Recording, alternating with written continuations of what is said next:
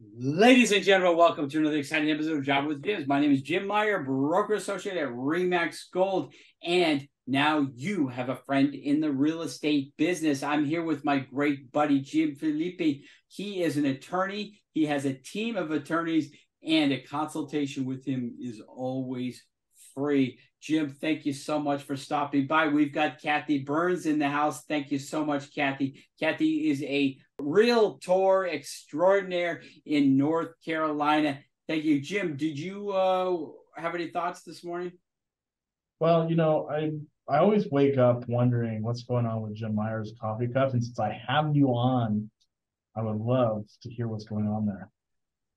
Jim, my coffee is so good for this country that it's been impeached 5 times. Okay. Thank you very much. Kathy, did you want to ask Jim Felipe a legal question? Sure. So in Michigan, when we do a closing, it's a title company that does it. In North Carolina, when I got my license, I was surprised to find out that we used an attorney. How do you do your closings there? Yeah, you point out a lot of people think they know real estate, and when they buy a house in their home state and then go somewhere else to purchase a home, find out the entire closing process is completely different. When I bought my first house in Florida, I was not expecting to be handed the keys immediately after signing, because here in California, you sign and you go through the closing process, which usually takes a day or two, and then you get your keys. But here in California, we have, and it's of course complicated here in California, we have title companies in Northern California, but in Southern California, they have title companies and escrow companies. So a little bit different depending on what part of the state you're in. We are a escrow state, so you don't have typically the wet signing that you do in other states, but North Carolina, I used to work for a national bank in the mortgage business, and having to learn all the different states' rules and setting up closings is difficult. In Carolina, it was always difficult to find an attorney. That's interesting. I know that I've had different clients come in, and I think that I'm prepping them completely for like the process of the closing. And in the beginning, I didn't know how to prep them completely. And it was the day before closing when they were scheduled for a walkthrough. The new buyer was scheduled for a walkthrough, and all their stuff was still there. I said, "Hey, why is all your stuff still there?" And they go, "What are you talking about? We've got a couple days to get everything out." I go, No, you don't. You're out today so that you can sign tomorrow, and they're moving in tomorrow. You're giving them the keys tomorrow. I go, "Well, that's not going to work." So that was a lesson for me, because they didn't do that in their state. And you're always learning in this business, aren't you, Jim? Yeah. Always learning.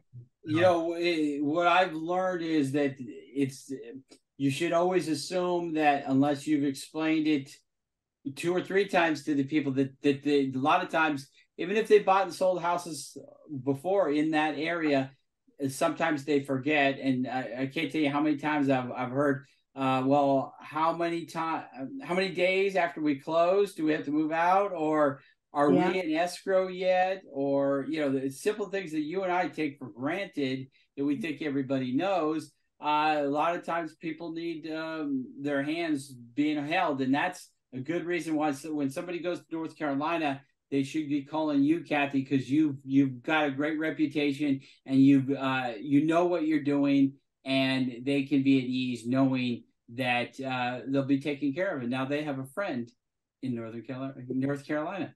And then another thing that just made me think is that if you're buying in California, and say you're doing dealing with a for sale by owner, get Jim to look at that contract, because so many people can assume things, and it might cost some money to talk to Jim and get him to review the contract, but it's going to save you a lot in the long run. So especially if that contract is on one page. I've seen that before. So if you have a one-page contract you're using, you're probably missing a few things. Exactly. Kathy, how many pages are your contracts? I think there's Wait, are they 17 now? No, that's the listing agreement. Our contracts are 9.